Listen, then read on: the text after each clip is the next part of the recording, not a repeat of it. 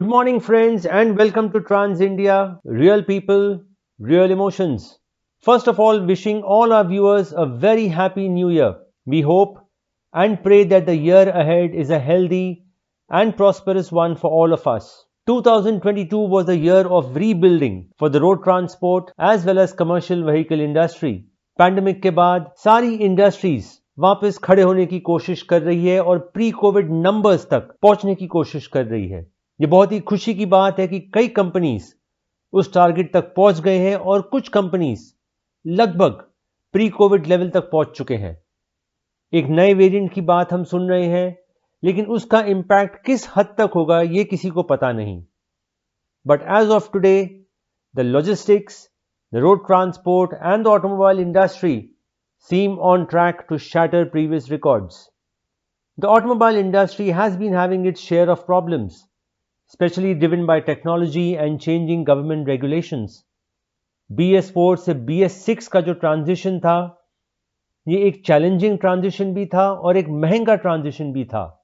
And nothing could be worse than the transition coinciding with the nationwide lockdown. However, the automobile segment is back on its feet and almost all segments have been recording good numbers, including the commercial vehicles. The manufacturers of trucks have been reporting positive growth and indications are that very soon commercial vehicles will reach an all-time high. While the automobile industry seems on track, not just in terms of growth, but also in terms of handling the issues with the government, the road transport industry seems to be struggling. दोस्तों, automobile industry के लिए government के दरवाजे हमेशा खुले रहते हैं, फिर चाहे वो society of Indian automobile manufacturers हो या federation of automobile dealers association हो। उन्हें जब भी कोई प्रॉब्लम होती है वो गवर्नमेंट के पास जाते हैं, गवर्नमेंट उनकी बात सुनती है, उन्हें डिस्कस करती है और कोशिश करती है कि कुछ सोल्यूशन निकल आए इन चीज़ों का। लेकिन ट्रांसपोर्टर्स अब तक उस मुकाम तक नहीं पहुंचे हैं जहां पर वो गवर्नमेंट के साथ आमने सामने बैठकर अपने प्रॉब्लम्स डिस्कस कर सकें।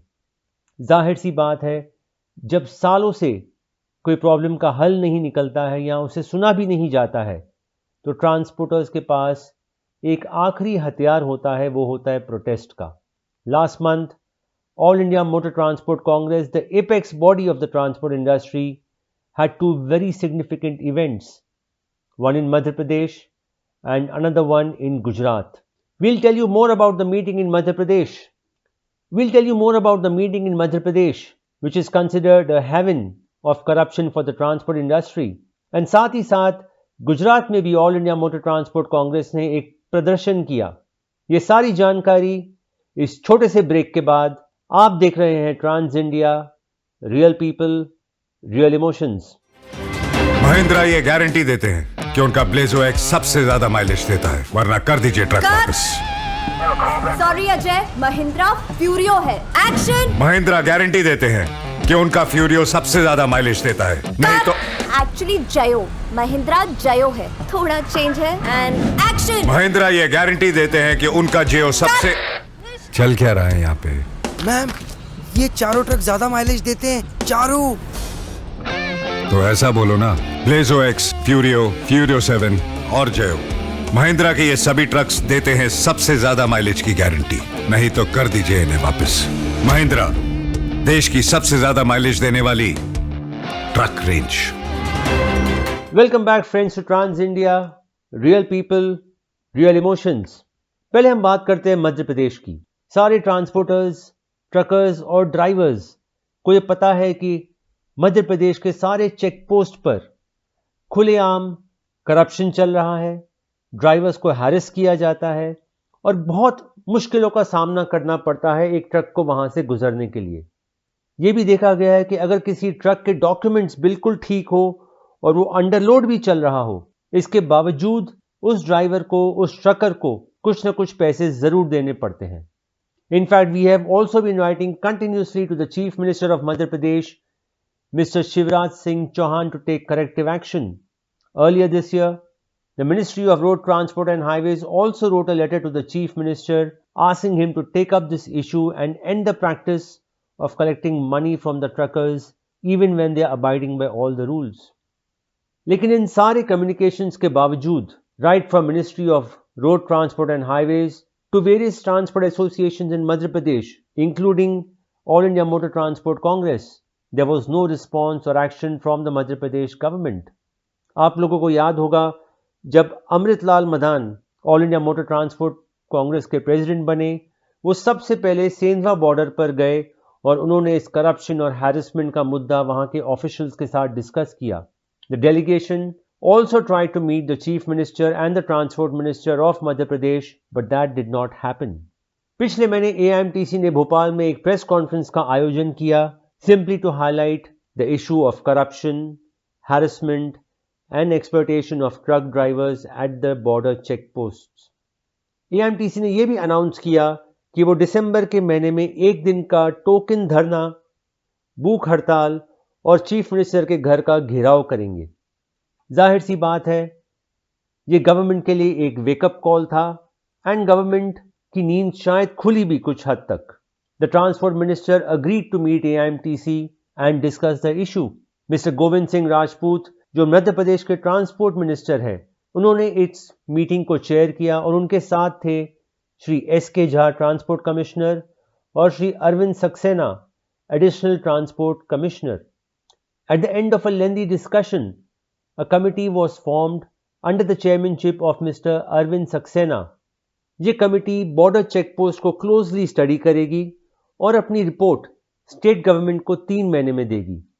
This committee will give its report after studying the arrangements adopted by other states to close the check post, और साथ ही साथ वो ये भी बताएगी कि चेक पोस्ट बंद करने से गवर्नमेंट पर क्या फाइनेंशियल बर्डन होगा. At the same time it was also agreed upon that other vehicles whose papers are complete and is underloaded will not be harassed at the border checkposts. This is what former AIMTC President Malkeet Singh Bal had to say after the above meeting. Madhya Pradesh की अवैध सीमाएं चौकियों को बंद करने के लिए जो हमारा 16 तारीख को धरना प्रदर्शन, भूख हड़ताल जो भोपाल में होनी थी, इसको देखते हुए मध्य प्रदेश सरकार संज्ञान में आई और लिखित रूप में हमें आज 5:30 बजे मीटिंग के लिए बुलाया गया.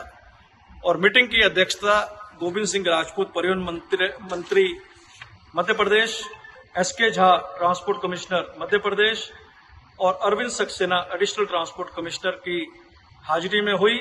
All India motor transport congress का प्रतिनिधि मंडल ने विस्तार से उनके चर्चा की.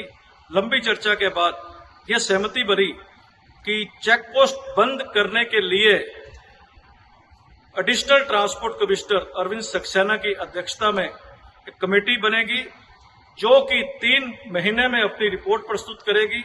स्कोप ऑफ द कमेटी है चेक पोस्ट बंद करने, उसका अल्टरनेटिव दूसरे राज्यों ने क्या किया है, क्या प्रणाली अडॉप्ट की है, उसका अध्ययन करना, सरकार पर इसका बोझ और चेक पोस्ट बंद होने के बाद में इसकी एनफोर्समेंट कैसी होगी.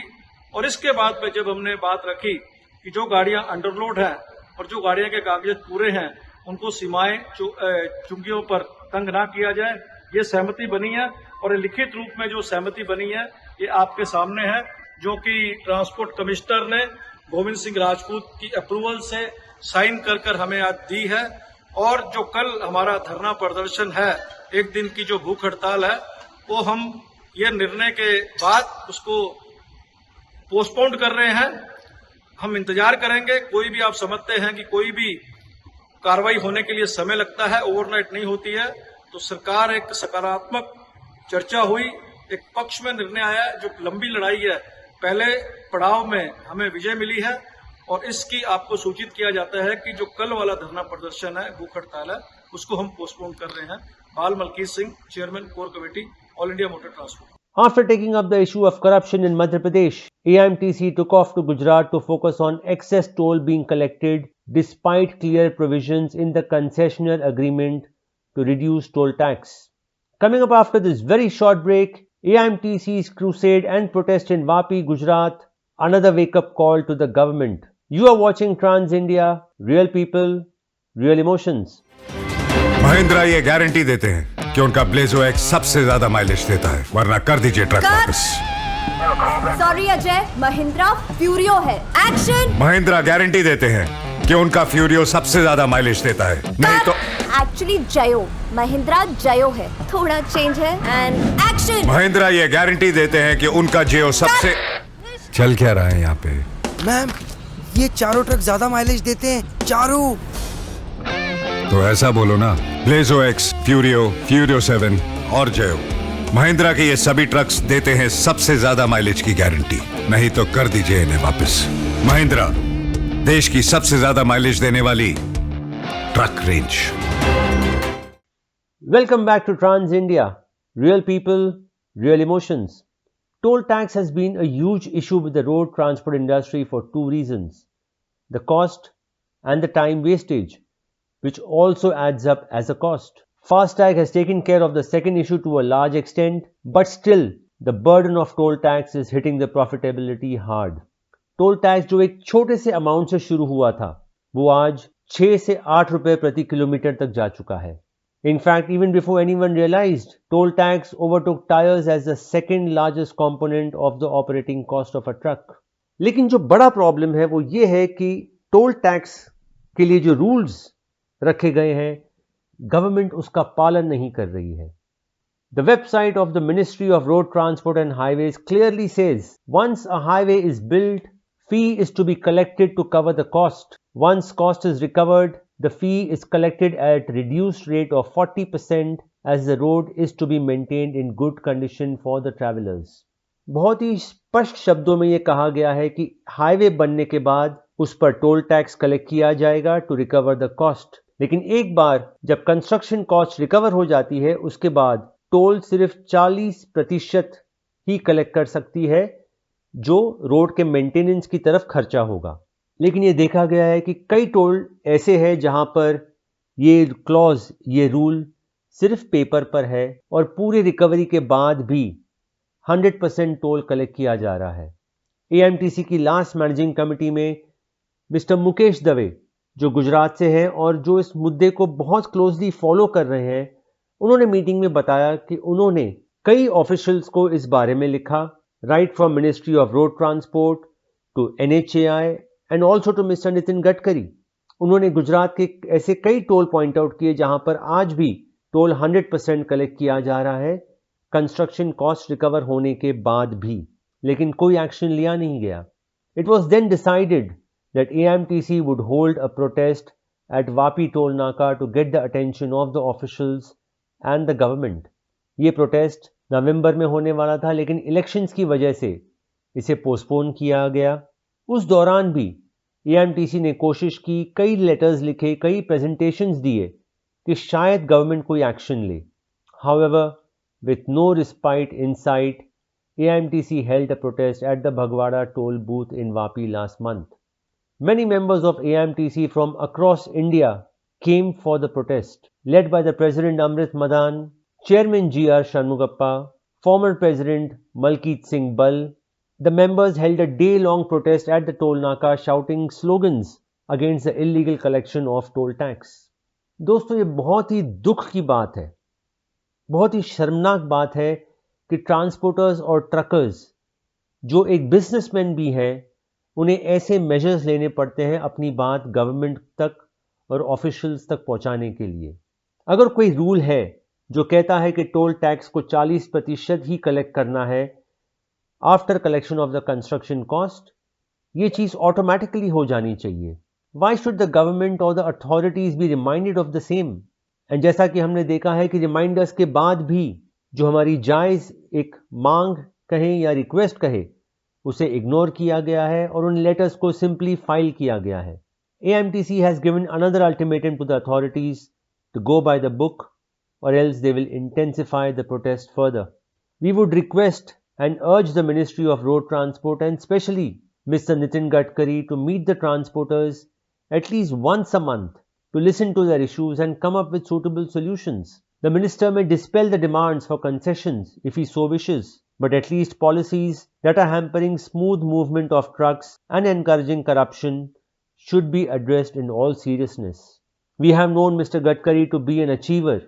He has brought and also encouraged many disruptions in the transport as well as the automobile industry.